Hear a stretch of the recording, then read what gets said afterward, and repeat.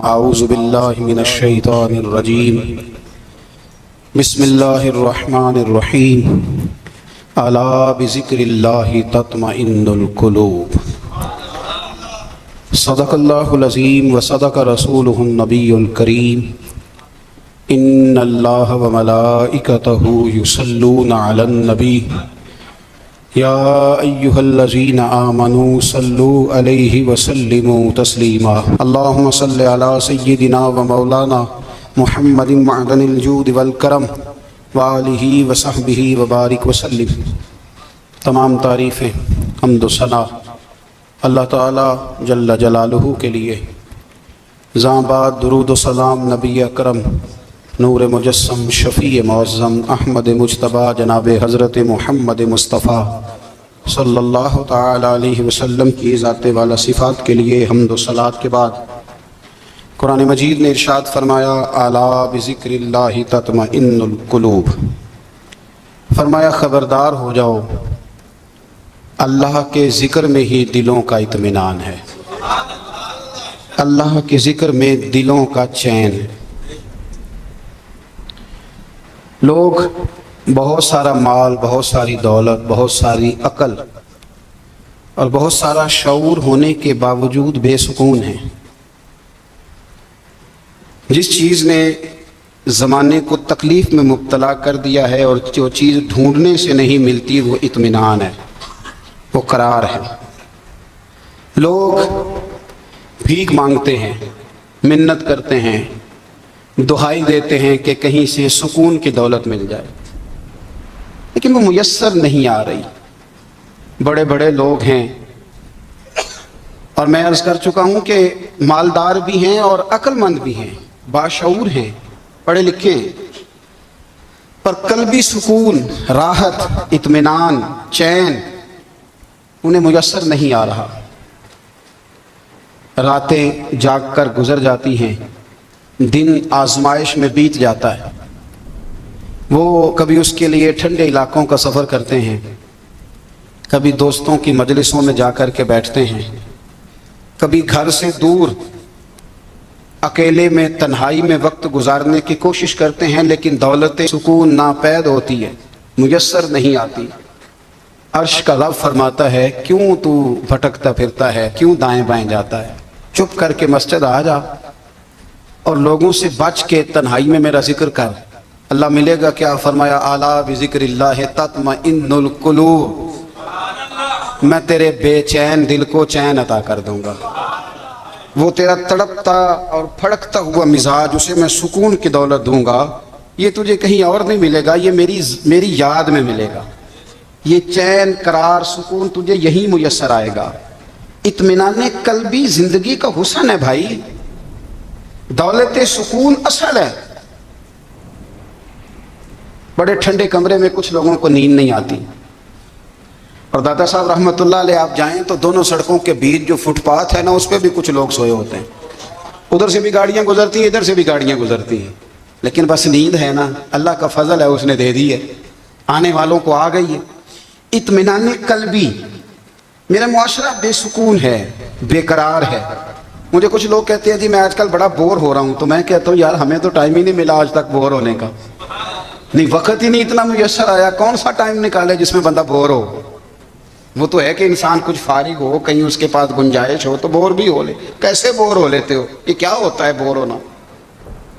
زندگی میں اتنا وقت ہی کہاں ہے کہ انسان بور ہوتا پھرے اور یہ تصور بناتا پھرے کہ میں بڑی آزمائش میں ہوں، تو میں بڑے بور ہو رہا ہوں، تو میں بڑی تکلیف میں ہوں۔ تو وقت بہت زیادہ ہے ہمارے پاس، لا یعنی کاموں میں ضائع بڑا ہوتا ہے، تو ہم بور ہوتے ہیں، پریشان ہوتے ہیں۔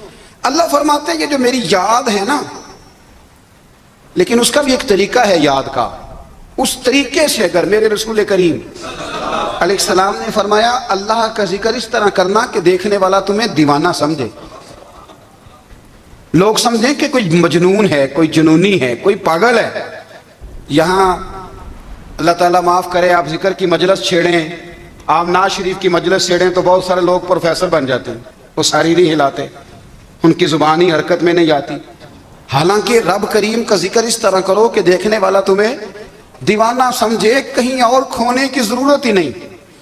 میرے حبیب گویا ہمیں فرماتے ہیں تو رب کے ذکر میں اس طرح کھو جا کہ تجھے دنیا کا خیال ہی نہ رہے، تجھے پھر دنیا کی ہوش نہ رہے۔ لیکن اگر نماز میں بھی خیال غیر آئے، ذکر میں بھی توجہ کہیں اور ہو، زندگی میں وہ عجیب لمحہ تھا، وہ میرے ساتھ تھا اور میں تنہا تھا، اگر ماحول یہ ہو کہ آپ کہیں جسم کے ساتھ تو موجود ہوں، روح موجود نہ ہو، تو پھر لذت ذکر بھی میسر نہیں آتی، پھر کیف نہیں حاصل ہوتا۔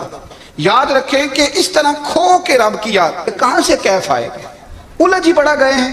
وہ مستی، وہ سرور، وہ کیف جو اللہ کے ذکر میں ہوتا تھا، جو کبھی مرشد کامل کے سامنے بیٹھ کر لوگ اللہ اللہ کرتے تھے تو لگتا یہ تھا کہ یہ یہاں ہے ہی نہیں، یہ تو کہیں اور چلے گئے ہیں، یہاں موجود ہی نہیں۔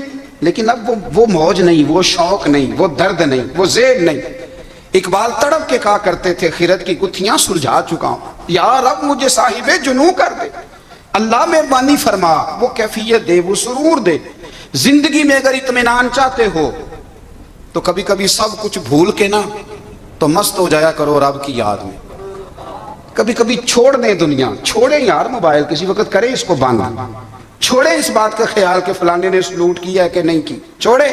حضرت باجزید بستامی رحمت اللہ تعالیٰ علیہ فرماتے ہیں میں نے اعتکاف کبھی اپنی مسجد میں نہیں کیا، اس لیے کہ سارے ہی ہاتھ چومنے والے، سارے ہی پیار کرنے والے۔ فرماتے ہیں میں جب اعتکاف کرتا تھا تو میں بستان سے دور نکل جاتا تھا جہاں کوئی مجھے جاننے والا نہ ہو۔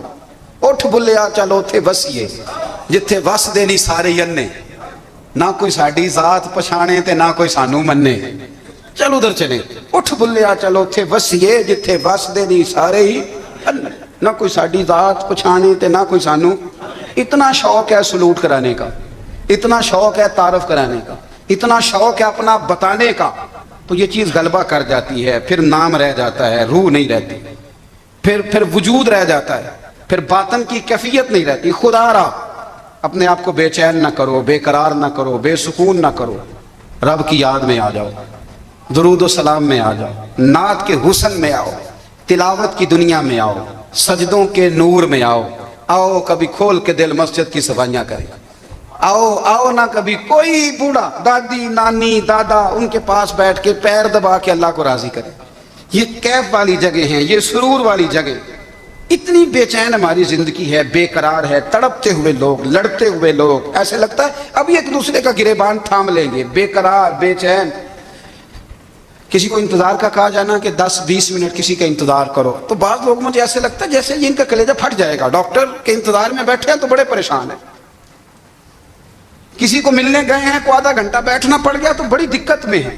اپنے آپ کو سکون دیں۔ آپ یقین کریں بڑا مزہ آتا ہے، کبھی کسی کا انتظار کرنا پڑے تو 2-4 تسبیح درود شریف پڑھی جاتی ہے، یعنی ذوق بن جاتا ہے کہ چلو اللہ نے موقع دیا ہے، کوئی سرکار کو یاد کر لیں، تنہائی مل گئی۔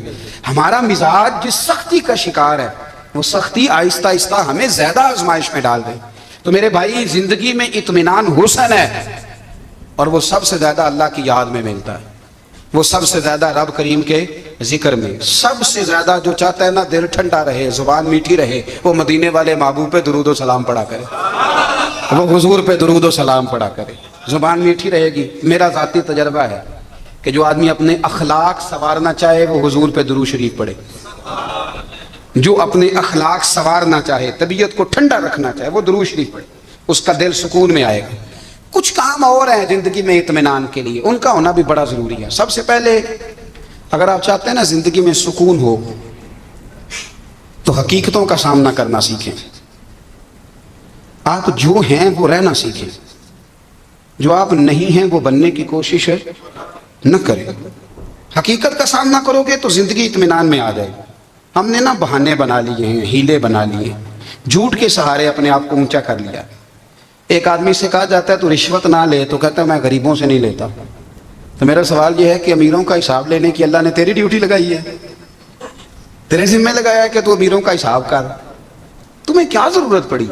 ہم نا بہانہ کرتے ہیں، رشوت لینے والے کا الگ بہانہ ہے اور سفارش والے کا الگ بہانہ ہے۔ حقیقت کا سامنا کریں، حقیقت کا۔ جو میرے ذمہ داریاں ہیں وہ میں نے پوری کرنی، جو آپ کی ذمہ داریاں ہیں وہ آپ جان نہ چھڑائیں، حقیقت پسند بنیں۔ میرے رسول کریم پھر پڑھیے درود شریف صلی اللہ علیہ تعالی علیہ وسلم۔ حضور صلی اللہ علیہ وسلم نے فرمایا کہ میری بیٹی سیدہ فاطمہ الزہرا رضی اللہ تعالی عنہا صرف جنتی نہیں، جنتی عورتوں کی سردار ہے۔ لیکن حضور نے یہ بھی فرمایا کہ فاطمہ یہ خیال رکھنا اگر اللہ نے حساب پوچھا تو حساب تم نے خود دینا ہے۔ حقیقت کی طرف توجہ کرائی حضور نے، وہ صرف جنتی نہیں، جنتی عورتوں کی سردار ہیں، پر حقیقت کی جانب توجہ۔ میں حقیقت یہ ہے کہ اگر مالک نے حساب پوچھا تو اس کی تیاری بھی کرنی ہے۔ دیکھیں نا، ہمیں کچھ یقین نہیں، اللہ معاف کرے کہ ہمارا حساب کیسا ہوگا، لیکن کتنے آزاد ہیں۔ یعنی بڑی دلیری سے بندے کہتے ہیں فجر نہیں پڑھتا جی، 3 پڑھتا ہوں جی، عشاء رہ جاتی ہے جی، کپڑے صاف، بڑی دلیری سے۔ اور سیدہ فاطمہ الزہرا نے ساری رات مصلی آباد رکھا ہے، حالانکہ انہیں یقین تھا کہ رب مجھے بغیر حساب کتاب جنت دے گا۔ حقیقت کا سامنا کریں، جو حقوق آپ کے ہیں وہ آپ نے ادا کرنے، جو ذمہ داریاں ہیں وہ ذمہ داریاں ہیں۔ دیکھیں نا، حضرت موسیٰ کلیم اللہ علیہ السلام کے پاس اسرائیل روح نکالنے آئے تو حضرت موسیٰ نے تھپڑ مارا، آنکھ نکال دی، واپس گئے۔ اللہ انہوں نے تو جلال فرمایا ہے، کہا موسیٰ علیہ السلام سے کہیے بیل کی پشت پر ہاتھ رکھیں، جتنے بال ان کے دستے مبارک کے نیچے آئیں گے اتنے 1000 سال ان کی عمر بڑھا دی جائے گی۔ یعنی میرے کان میں کوئی بتا دے کہ جناب 60 سال بڑھ گئی، کیا آپ کے کان میں کوئی کہہ دے تو خوشی ہوتی ہے کہ نہیں؟ لیکن یہ حقیقت پسندی نہیں، اس لیے کہ 60 بھی گزر جائیں گے، 70 بھی، یہ حقیقت نہیں۔ حضرت موسیٰ کلیم، چلے میں مثال دیتا ہوں، سمجھ لے 10 بال، حالانکہ بہت زیادہ آتے ہوں گے، 10 بال اگر حضرت موسیٰ کے ہاتھ کے نیچے آئے تو 10,000 سال تو عمر بڑھ گئی نا۔ 10 یعنی 10 سال نہیں، 10 100 نہیں، 10 بہت زیادہ کی نا۔ تو حضرت موسیٰ کلیم اللہ علیہ السلام سے آ کے عرض کیا گیا حضور بیل کی پشت پر ہاتھ رکھیں، جتنے آپ کے ہاتھ کے نیچے بال آئیں گے اتنے 1000 سال عمر بڑھ جائے گی۔ تو حضرت موسیٰ نے حقیقت پسندی والی بات کی، فرمایا پھر کیا ہوگا؟ 10,000 سال کے بعد پھر کیا ہوگا؟ کہا حضور جانا تو پھر بھی ہے، فرمایا پھر ابھی چلتے ہیں۔ اگر جانا ہے نا، جانا ہے تو پھر، اگر جانا ہے تو پھر ابھی۔ اور سجنوں اگر نماز پڑھنی ہے تو ابھی کیوں نہیں؟ اگر داڑھی رکھنی ہے تو پھر رمضان کا انتظار کیوں کریں، ابھی کیوں نہیں؟ اگر سچ بولنا ہے تو پھر، اگر رزق حلال کھانا ہے تو پھر انتظار کا ہے گا۔ حقیقت ہوتی ہے، بہانہ ہوتا ہے، حقیقت چھپ نہیں سکتی بناوٹ کے اصولوں سے، کیونکہ خوشبو آ نہیں سکتی کبھی کاغذ کے پھولوں سے، یہ بات یاد رکھیں۔ اگر جانا ہے تو حضرت کلیم فرمانے لگے پھر 10,000 سال کے بعد بھی جانا ہے، تو آج بھی ہمیں بے قراری زندگی میں اس لیے کہ ہم حقیقت پسند نہیں، ہم بہانوں میں، ہم ہواؤں میں جیتے ہیں، ہواؤں میں، خیالات میں زندگی گزارتے ہیں۔ بڑا ٹائم پڑا ہے، مثلاً کتنا میرے رسول کریم صلی اللہ تعالیٰ علیہ وآلہ وسلم نے ایک دن صحابہ سے فرمایا تمہیں حیا نہیں آتی؟ حضور کیا ہوا؟ فرمایا وہ والے مکان بناتے ہو جن میں تم رہ نہیں سکتے، وہ والا مال جمع کرتے ہو جو کھا نہیں سکتے، حیا نہیں آتی؟ عرض کی حضور حکم کریں تو محبوب فرمانے لگے جوتے کا ایک تسمہ بند کرتا ہوں تو سوچتا ہوں دوسرا بند کرنے سے پہلے موت آ جائے گی، ایک سانس اندر جاتی ہے تو دوسرا آنے سے پہلے میں یاد کرتا ہوں کہ مجھے دنیا سے جانا ہے۔ تمہیں حیا نہیں آتی؟ وہ مکان بناتے ہو جن میں رہ ہی نہیں سکتے، وہ مال جمع کرتے ہو جو کھا، حقیقت پسند نہیں بھائی ہم۔ بہت سارے لوگ ہیں بڑی باتیں سناتے ہیں، بڑی، میں کہتا ہوں اصل میں نا زیادہ باتیں سنا کے نا بیچارہ اپنے آپ کو مطمئن کرنا چاہتا ہے، اصل بات یہ ہے کہ اندر سے نا ہلا ہوا ہے، کچھ بھی نہیں، بڑا زیادہ ہنستا ہے اور مجھے لگتا ہے کہ کوئی گہرا زخم چھپا رہا ہے۔ اس لیے ملمہ سازی، حقیقت پسند بنو، حقیقت پسند۔ یاد رکھنا من ترک صلاۃ متعمدا فقد کفر، میرے رسول نے حقیقت بیان کی، فرمایا جس نے ایک نماز بھی جان بوجھ کے چھوڑی اس نے رب کے رب ہونے کا انکار کیا، اس نے کفران نعمت کیا۔ یہ حقیقت ہے، کوئی کلیریفیکیشن نہیں، کوئی وضاحت نہیں۔ جو نماز نہیں پڑھتا، جھوٹ بولتا ہے، غلط بیانی کرتا ہے، جو شخص رزق حرام کما کے کہتا ہے کہ اس کے بغیر گزارا نہیں چلتا، وہ جھوٹ بولتا ہے۔ اس لیے کہ رب فرماتا ہے جب تجھے پیدا کیا تو تیرا رزق میرے ذمہ ہے۔ اللہ فرماتا ہے کہ لا یکلف اللہ نفسا الا وسعہا، میں کسی پر وہ بوجھ نہیں ڈالتا جو اٹھا نہ سکے۔ نماز فرض کیا اس کا مطلب ہے ہم پڑھنے کے قابل ہیں، اس نے ہمارے ذمہ داریاں لگائی ہیں تو مطلب یہ ہے کہ ہم ذمہ داریاں ادا کرنے کے قابل ہیں، ورنہ وہ کہتا ہے میں وہ بوجھ ڈالتا ہی نہیں جو تجھ سے اٹھایا نہ جائے۔ اگر چاہتے ہو کہ زندگی میں اطمینان ملے تو خدا را حقیقت پسند والی زندگی گزارو۔ یہ فضاؤں میں زندہ رہنا، ہواؤں میں، اللہ بڑا معاف کرنے والا ہے، اللہ بڑا کریم ہے، معاف کر دے گا. تو بھئی یہ بات صحابہ کو بھی پتا تھی، یہ اہل بیت کو بھی خبر تھی، تو وہ تو ایک ایک بات کا لحاظ کرتے تھے. یہ غوث اعظم کو بھی پتا تھی، یہ ان کے والد کو بھی پتا تھی، جنہوں نے کسی کا ایک سیب کھا لیا تھا تو 12 سال اس کے گھر میں نوکری کرتے رہے. انہیں نہیں پتا تھا اللہ بڑا کریم ہے، معاف کر دے گا، ایک سیب ہی ہے نا. تو حقیقت پسندی آپ کو سکون دے گی. اور اگر آپ نے اپنے آپ کو غیر مطمئن کیا ہوا ہے، بات کچھ اور ہے، اور آپ نے اپنے آپ کو ڈال کسی اور طرف لیا ہے، تو پھر آپ کو سکون مل سکتا؟ سکون حقیقت پسندی میں، اصل میں سکون ہوتا ہے، اداکاری میں سکون نہیں ہوتا. تیسری بات سنیں، اگر آپ چاہتے ہیں زندگی میں مطمئن رہیں تو دنیا داروں سے امیدیں توڑ دیں، اللہ اور اس کے رسول سے امید وابستہ کریں، اولیاء اللہ سے امیدیں وابستہ کریں، صحابہ اور اہل بیت سے امیدیں، اللہ اور اللہ والوں سے امیدیں، دنیا داروں سے امیدیں. آپ کو پتہ ہے دنیا دار کی تباہی کب ہوتی ہے؟ جب انہیں خوش آمدی مل جاتا ہے. چودھری کا بیڑا اس وقت غرق ہوتا ہے جب اسے چودھری کہنے والے زیادہ ہو جاتے ہیں. سیٹھ صاحب اور نواب صاحب بیچارے تباہ تب ہوتے ہیں بھولے پن میں، جب ان کے دائیں بائیں ریلا ہوتا ہے سیٹھ صاحب کہنے کا. لوگ انہیں کھانا چاہتے ہیں، پیار ان کا نہیں ہوتا، ان کی جیب کا ہوتا ہے. محبت ان سے نہیں ہوتی، ان کی کرسی سے ہوتی ہے. ضروریات کا پیار ہوتا ہے، تباہ کر دیا جاتا ہے. ہماری ساری توقعات دنیا داروں سے وابستہ ہو گئی ہیں. ناراض نہ ہونا، پیروں نے، مولویوں نے، درویشوں نے، انہوں نے بھی سیٹ رکھے ہوئے جلسوں کی صدارت کرانے کے لیے. یعنی مذہبی جلسہ ہے، اس میں بہت زبردست پڑھے لکھے صاحب تقوی عالم کا خطاب ہے، اور کی صدارت وہ بندہ کر رہا ہے جس نے عشاء کی نماز بھی نہیں پڑھی. وہ بندہ صدارت کر رہا ہے، کیوں؟ اس لیے کہ اس نے ₹1,00,000 دیا محفل میں. خدا را دنیا داروں سے امیدیں چھوڑ دیں، ورنہ آپ کمزور پڑ جائیں گے، آپ کی امیدیں ٹوٹیں گی. کتنا کمزور ہے وہ شخص جو 2-4 ہزار کے لیے کسی بندے کی چاپلوسی کرتا ہے، اس کے پیچھے بھاگتا ہے، خوش آمدیں کرتا ہے تھوڑے سے نوٹوں کے لیے. دکھ سکھ میں کام آئے گا اس کام کے لیے. میرے رسول کریم علیہ السلام نے فرمایا، جس نے بندوں کو راضی کرتے کرتے رب کو ناراض کر دیا، اس کی دنیا بھی گئی اور آخرت بھی گئی. اور فرمایا جس نے بندوں کی پرواہ نہیں کی، اللہ کو راضی کیا، فرمایا اگر رب راضی ہو گیا تو لوگوں کے دلوں میں بھی محبت پیدا فرما دے گا. کیا ضرورت ہے خوشامد کرنا دنیا داروں کی، سیٹوں کی، نوابوں کی، چاپلو. اور میں آپ کو ایک بات بتاؤں، ہوتا پتہ کیا ہے؟ یہ جو حب جا اور حب با ہوتی ہے نا، اس سے پیٹ نہیں بھرتا. آپ کو اگر خوشامد کرنی ہے تو پھر آپ کو ساری زندگی کرنی ہے. پھر ان کو بھی پتہ ہوتا ہے کہ تعلق کس بنیاد پر ہے. اس میں کبھی بھی خلوص پیدا نہیں ہوتا. آپ بے چین رہتے ہیں، بے قرار رہتے ہیں، آپ کو تکلیف رہتی ہے ہمیشہ.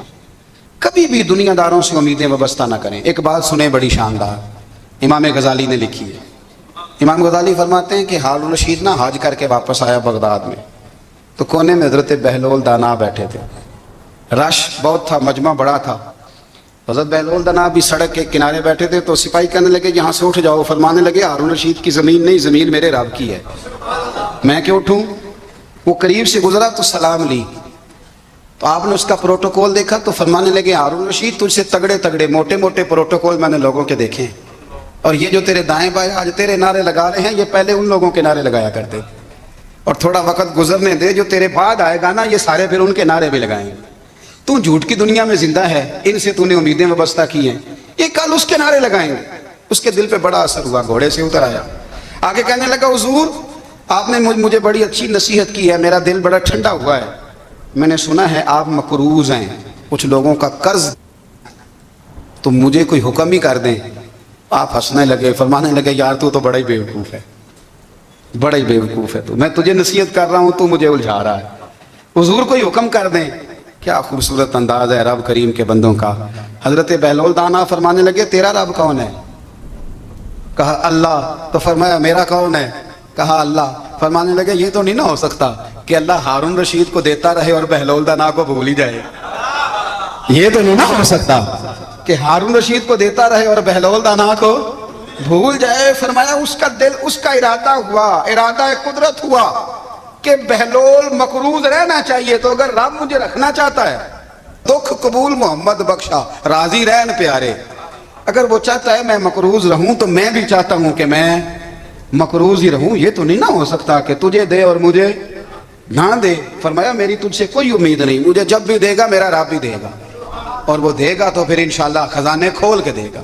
دنیا داروں سے امیدیں وابستہ کرنا، لوگوں کے پیچھے، یہ چھوڑ دیں، آپ بے چین رہیں گے، بے قرار رہیں گے۔ اللہ والوں سے ضرور امیدیں وابستہ کریں، اس لیے کہ ان کے پاس جو کچھ ہوتا ہے وہ دراصل رب کا ہی ہوتا ہے، لیکن سیٹھوں سے، نوابوں سے، سیاستدانوں سے باز آ جائیں۔ ہماری بڑی امیدیں وابستہ ہیں۔ میں اکثر کہتا ہوں جتنے پھیرے نوکری کے لیے دنیا دار کے دروازے پہ لگائے ہیں نا، اس سے کم دفعہ مسجد میں نفل پڑے ہوتے تو رب اتنی بڑی مہربانی فرما دیتا۔ تیسری بات یہ یاد رکھیں، اگر سکون لینا چاہتے ہیں نا، اگر سکون لینا چاہتے ہو نا تو لوگوں کو ڈسکس کرنا بند کر دو۔ کس کو اللہ نے کتنے پیسے دیے ہیں وہ جانے اور اللہ جانے، کس کو اللہ نے کتنی گاڑیاں دی ہیں وہ جانے، اور لوگوں کو ڈسکس کرنا جی۔ یعنی میں ایک جگہ بیٹھا تھا تو ایک صاحب گاڑی والا گزرا، گاڑی میں بیٹھ کے، اس کا پڑوسی تھا، کہندے تھا منہ ہے کار والا، میں کہ وہ تے ہے تا ہی بیٹھا ہے، تے ہن میں کہ سمجھانا سی نا انہوں، میں کہ توں تے میں حساب لائیے بھی ساڈے کول کوئی نہیں، وہ تے ہے لیکن نا اللہ نے اسے دی ہے نا، تو اللہ نے چاہا نا وہ کار میں بیٹھے، تو اس نے پھٹے پہ بیٹھ کے یہ تبصرہ کیا کہ منہ ہے کار والا، میں کہ ابھی وہ تے ہے تا کار رہے تھے۔ اب مجھے اور تجھے اندازہ لگانا چاہیے کہ ہم کیا یہ بحث ہے، یعنی اللہ کو چاہیے تھا معاذ اللہ کے پہلے تجھ سے پوچھتا کہ اسے کار دینی ہے کہ نہیں، کیا مطلب فضول بحث ہے۔ وہ چیز ہمیں اتنا تنگ کرتی ہے، اتنی تکلیف دیتی ہے کہ آپ یقین کریں سارا دن اسی کو ڈسکس کرتے ہیں، سارا دن۔ اس کے پاس گاڑی ہے، اس کے پاس کار ہے، فلانے کا پیسہ 1 نمبر ہے، فلانے کا 2 نمبر ہے، فلانے کا 6 نمبر ہے۔ اصل بات کے اندر حسد ہے، اس کو نکالو۔ ایک بات کہنے لگا ہوں، اسے یاد رکھنا، میرے اعلیٰ حضرت رحمۃ اللہ علیہ فرمایا کرتے، حسد کرنے والا بندوں پر اعتراض نہیں کرتا، اللہ پر اعتراض کرتا۔ وہ کہتا ہے اللہ اسے کیوں دیا ہے، اتنا کیوں دیا ہے، معاذ اللہ، وہ اللہ کی تقسیم پر اعتراض کرتا۔ حسد کرتے ہو بے چین رہو گے، حسد آپ کے دل کو تڑپا کے رکھ دے، چھوڑے۔ اللہ بڑا کریم ہے، جس کو جہاں چاہتا ہے وہاں بٹھا دیتا ہے۔ آپ قطعاً اس بحث میں نہ پڑے کہ اللہ نے کس کو کتنا دیا ہے، کب دیا ہے، کیوں دیا ہے، وہ بڑا بے نیاز ہے۔ حسد آپ کو تباہ کرے گا۔ دنیا میں پہلا گناہ جو ہوا تھا وہ حسد تھا۔ ابلیس نے حضرت آدم سے حسد کیا، کہنے لگا میں بہتر ہوں، سرداری اس کو مل رہی ہے، تو یہ تو اللہ کو پتہ ہے نا کس کو دینی ہے۔ اور دنیا میں پہلا قتل حسد کی وجہ سے ہوا، حابیل قابیل کے درمیان حسد کا معاملہ تھا۔ خاتون کا نکاح اس سے کیوں ہو رہا ہے، مجھ سے ہونا چاہیے۔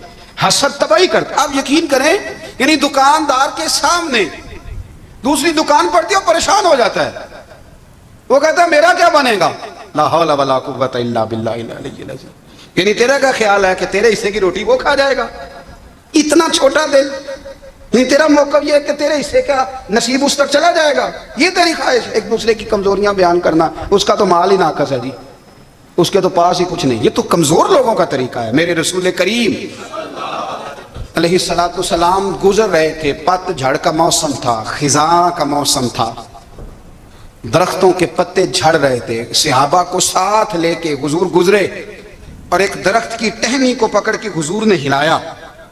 صحابہ فرماتے ہیں کہ چھم چھم اس کے پتے گرے، زمین پر ڈھیر لگ گیا۔ حضور نے فرمایا دیکھا تم نے کیا ہوا؟ حضور ہاں۔ فرمایا کتنی تیزی سے پتے جھڑے ہیں، صرف تنا رہ گیا ہے اور خالی ٹہنیاں رہ گئی ہیں، کوئی حسن بچا ہے؟ حضور نہیں۔ تو نبی کریم فرمانے لگے جو حسد کرتا ہے نا اس کی نیکیاں بھی اسی طرح جھڑ جاتی ہیں، اسی طرح۔ اور ایک جگہ حضور فرمانے لگے جس طرح راکھ لکڑی کو آگ کھا جاتی ہے، جس طرح لکڑی کو آگ، جب آگ کھا جائے تو پھر لکڑی کو لکڑی نہیں کہا جاتا، راکھ کہا جاتا ہے، کوئلہ کہا جاتا ہے، اس کی اصل باقی یعنی اسے کھائی جاتی ہے۔ تو حضور علیہ السلام فرمانے لگے جس طرح آگ لکڑی کو کھا جاتی ہے، فرمایا اسی طرح حسد نیکیوں کو کھا جاتا ہے، نیکیاں رہتی نہیں۔ حسد کرنے والے کے پاس نیکیاں یعنی ان کی اصل شکل موجود، کبھی بھی حسد نہیں کریں۔ اللہ کی تقسیم ہے، جس کو چاہے جب چاہے جتنا چاہے عطا کرے۔ اور چوتھی بات میرے بھائی، کبھی بھی بغض نہ پیدا کریں، بغض والے لوگ بے سکون رہتے ہیں۔ بہت ساری کمزوریاں ہمارے اندر ہوتی ہیں نا، پھر اللہ ہماری روزی تو نہیں نہ بند فرماتا، یہ تو نہیں کہتا کہ زمین سے نکل جاؤ۔ اگر یہی والا معاملہ ہو جو ہمارا ہے کہ فو شادی پہ اس نے میرے ساتھ برا سلوک کیا تھا، اب ساری زندگی بغض رکھنا ہے، اگر یہی معاملہ فرشتے اللہ کی بارگاہ میں کہیں کہ یا اللہ اس نے فلانے دن شراب پی تھی، اب اس کو زمین میں نہیں رہنے دینا، نظام زندگی چلے گا؟ تو اگر اللہ ہمیں معاف کرتا ہے تو ہم بندوں کو معاف کیوں نہیں کرتے؟ آپ یقین کریں اتنی لمبی عداوتیں، اتنا لمبا حسد، اتنا لمبا بغض، اتنا لمبا حدیث میں نے پڑھی، میں حیران رہ گیا۔ میرے نبی کریم علیہ الصلوۃ والسلام نے فرمایا اپنی بیوی سے کبھی بغض نہ رکھنا، اگر اس کی ایک بات ناپسند ہو تو اسے چھوڑ کے وہ بات دیکھو جو تمہیں پسند ہے۔ میں اس حدیث کو پڑھ کے سوچنے لگا کہ کیا بیوی کا بھی بغض رکھتے ہیں لوگ؟ اب حضور نے کہا ہے تو اس کا مطلب ہے لوگ بیوی کا بغض بھی رکھتے ہیں۔ اب اس پر استدلال کر کے مجھے کہنا پڑے گا کہ سسرال والوں کا بغض بھی رکھتے ہیں، کہنا پڑے گا کہ بھائی کے سسرال والوں سے بھی بغض رکھتے ہیں۔ اس حدیث کی روشنی میں سمجھا کہ لوگ بھابھی کا بغض رکھتے ہیں، بغض، ورنہ عادتیں تو ہماری بھی کئی بری ہوتی ہیں۔ اگر عادات ایک وجہ بنے اختلاف کی تو عادتیں تو ہماری بھی کئی بری ہیں، لیکن ہم اپنی بری عادتوں سمیت اپنے آپ سے پیار کرتے ہیں، اور سامنے والے کی ایک بھی عادت بری ہو تو اس سے بغض رکھتے ہیں۔ بغض نہ پیدا کریں۔ میرے نبی پاک علیہ الصلوۃ والسلام نے فرمایا کچھ چیزیں تمہارے دین کو مونڈ ڈالیں گی، تباہ کر دیں گی، کاٹ دیں گی۔ حضور کون سی؟ فرمایا حسد، تکبر اور بغض، یہ تمہارے دین کو تباہ کر دیں۔ ہم بے چین اس لیے ہیں کہ ہم نے بہت سارے لوگوں کا بغض پالا ہوا ہے، اور ہر فیلڈ میں سیاستدان نے سیاستدان کا، ذاتیات پر اتر کے بات کرتے ہیں، معزز ترین لوگ، تاجر نے تاجر کا، اللہ ماشاء اللہ بعض جگہ پہ اہل علم بھی ایک دوسرے سے عداوت رکھتے ہیں۔ خدا را دل رب کریم کے آنے کا ٹھکانہ ہے، یہ صاف ہوگا تو اس میں رب رسول کے جلوے ہوں گے، اگر اس میں عداوت ہو، اس میں بغض ہو، اس میں کینہ ہو، نفاق ہو۔ سنیں میرے رسول کریم حضرت ابو بکر صدیق رضی اللہ تعالیٰ عنہ کہتے ہیں میں رو ہی پڑا۔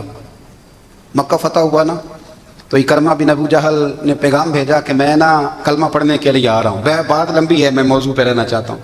کہتے ہیں جب وہ آنے لگا نا تو نبی پاک نے ہم سب کو بلایا، ہم حاضر خدمت ہوئے تو حضور فرمانے لگے کہ اس کے باپ نے نا بڑا ظلم کیا ہے ہمارے ساتھ، ابو جہل نے بڑا ستایا ہے، بڑی تکلیف دی ہے۔ آپ مجھے بتلائیں کہ وہ ایک دفعہ کسی شادی پہ بحث ہوتی ہے بیوی کے بھائی کے ساتھ، پھر ساری زندگی اس بیچارے کو معافی، وہ 10 دفعہ گھر آتا ہے معافی مانگنے پر سوال ہی نہیں پیدا ہوتا، میں او ہو مجھے ہی کہہ دیا، یعنی پھر مجھے ہی کہہ دیا آپ نے، اور میری شان میں بے ادبی، اور پھر میں معاف کر دوں؟ توبہ توبہ توبہ، یہ کیسے ہو سکتا ہے؟ میری ناک نیچی ہو جائے گی، اور آپ نے مجھے کہہ دیا، سوال ہی نہیں پیدا ہوتا۔ اور یہ رونا میں اکثر ہوتا ہوں کہ شادی والے دن داماد صاحب کا زیادہ دماغ خراب ہوتا ہے، جب چھوٹی سالی کی شادی ہوتی ہے نا اس دن اس کو بخار چڑھتا ہے، کوئی اس کو کان میں کہتا ہے تیری عزت نہیں کر دے، اس دن اس کا دماغ خراب ہو جاتا ہے، بچے اٹھا کے نکل آتا ہے، وہ بیچارہ سسر منتیں کر رہا ہوتا ہے کہ تیری مہربانی آ جا، یہ عزت کرا رہا ہے۔ تو میں نے کہا احتجاج کر کے جو عزت کرائی جاتی ہے وہ عزت نہیں ہوتی۔ ہاں یہاں مانگ کے عزت لیتے ہیں لوگ، یا احتجاج کی کوئی عزت ہے؟ آپ کے اندر کمالات اتنے ہوں کہ آپ کی عزت کرنے کو دل چاہے، یعنی مزہ آئے، یعنی لطف آئے، یعنی آپ دور بیٹھے ہوں تو کسی کا دل کرے آپ کو اسٹیج پہ بلانے کے لیے۔ یہ کیا بات ہوئی کہ چھائے جانا اور بھاگ کے آگے جانا؟ ان سے نکلیں۔ اکرمہ بن ابو جہل کلمہ پڑھنے کے ارادے سے آ رہے ہیں، حضور علیہ السلام نے صحابہ کو بلایا، کتنی زیادہ عداوت رکھی جا سکتی تھی معاذ اللہ؟ کب سے وہ چلا تھا ظلم کرنے، اور اس کے بعد اس کا بیٹا شروع ہو گیا، کتنی باتیں تھیں جو ناقابل معافی تھیں، پر کریم رسول نے ہمیں بتلایا ہے کہ سکون والی زندگی کہتے کس کو ہے۔ جب سب لوگ جمع ہو گئے تو حضور نے فرمایا بھئی وہ کلمہ پڑھنے آ رہا ہے، اس کے باپ نے ظلم بڑے کیے ہیں، پر میری نصیحت یہ ہے کہ اس کے سامنے اس کے باپ کو برا نہ کہے، خبردار کوئی اس کے سامنے کوئی بات نہ کرے۔ اب وہ کلمہ پڑھنے آ رہا ہے، مطیع ہو کے آ رہا ہے، بان کے آ رہا ہے۔ کہتے ہیں اللہ کے رسول نے نا کافی دیر تک خطبہ دیا، بریفنگ دی، بات سمجھائی۔ جناب صدیق اکبر کہتے ہیں میں رو پڑا۔ ایک صحابی مجھے کہنے لگے تمہیں کیا ہوا؟ تو میں نے کہا میں مصطفیٰ کی رحمت پہ رو رہا ہوں، دیکھو کن کے لیے حضور گراؤنڈ بنا رہے ہیں، اے دیکھو کن کے لیے حضور تیاری کر رہے ہیں، جنہوں نے ساری زندگی دشمنی کی۔ خدا را یہ اندر سے عداوتیں نکال پھینکو۔ او بھائی اتنا تو لمبا ٹائم ہی کوئی نہیں، اتنا تو وقت ہی کوئی نہیں، اس کو صاف رکھو۔ بندہ کوئی کر بھی گیا تو کوئی حرج نہیں، چنگی مندی سجنا کولوں 100 واری ہو جاندی، یار یاراں دا گلا نہیں کر دے، اصل پریت یار یاراں دا جڑا گلا کردا جے یار نہیں جے ہوندا۔ ہاں پکی بات، پکی پیڑی۔ میرا ایک سنگی مجھے آ کے آنے لگا فلانی جگہ بندہ یہ بات کر رہا تھا، میں کہ تو اوتھے ہی سے سندا سے تم ہی نال ہی سے، میرا تو سجن بات سن ہی نہیں سکتا۔ چنگی مندی سجنا کولوں 100 واری ہو جاندی، یار یاراں دا گلا نہیں کر دے، اصل پریت जिना दी। हाँ, जो बंदे फिर होते इस तरह के, उनके लिए भी मियाँ साहब ने कहा है, उनके लिए भी मियाँ साहब ने कहा है, उनके लिए भी आपने बात इरशाद फरमाई है। आपने फरमाया चंगा होया लड़ नेड़ियों छुटा, किते उम्र नहीं लंगी सारी, बेकदरां दी यारी कोलों तौबा लख लख बारी, और चंगा होया लड़ नेड़ियों छुटा, किते उम्र नहीं लंगी सारी। जो इस तरह का था ना, शिकवे करने वाला, बूझ रखने वाला, फरमाया बेकदरां दी यारी कोलों तौबा, यानी लाख ते लाख किने हो गए, यानी 2 लाख बारी तौबा की थी उन्होंने, गिनी नहीं जा सकती जितनी मियाँ साहब ने तौबा कर दी। बेकदरे दोस्त, बेकदरां दी यारी कोलों तौबा लख लख बारी, चंगा होया लड़ नेड़े छुटा, किते उम्र नहीं लंगी सारी। तो मेहरबानी करें, एक तो अगर आप मुतमईन रहना चाहते हैं तो कभी कभी ना मस्त हो के जिक्र इलाही करें, मस्त हो, वो वाला जिक्र नहीं जिसमें आप मोबाइल भी देख रहे हैं और कहानियां भी। मेरे सामने को बंदा जुमे वाले दिन या तकरीर के दरमियान तस्बीह लेके बैठ जाए तो मैं उससे पूछता हूँ तू दो काम एक टाइम जी किवें करना है। मेरी भी बात सुन रहे हो, तस्बीह पढ़ी तो मुमकिन ही नहीं, तस्बीह तो तस्बीह है, जब वो होगी तो फिर कोई और काम सवाल ही नहीं पैदा हो। एक तो जिक्र करें महव हो, दूसरी बात हकीकत का सामना करें। आप अगर मुतमईन रहना चाहते हैं तो हकीकत पसंद बने। तीसरी बात हसद छोड़ दें, दूसरों को डिस्कस करना छोड़ दें, आप ये देखें कि अल्लाह ने मुझे क्या कुछ दिया, उस पर राजी रहें। और चौथी बात अदावत छोड़ दें, सीने में कीना छोड़ दें, आपकी जिंदगी मुतमईन हो जाएगी, आप खुशहाल रहेंगे। वो जो आप लफ्ज़ कहते हैं ना कि मैं बोर हूँ, मैं परेशान हूँ, उससे आप निकल आएंगे। अल्लाह हमें महबूब की गुलामी में ज़िंदा रखे, गुलामी में मौत।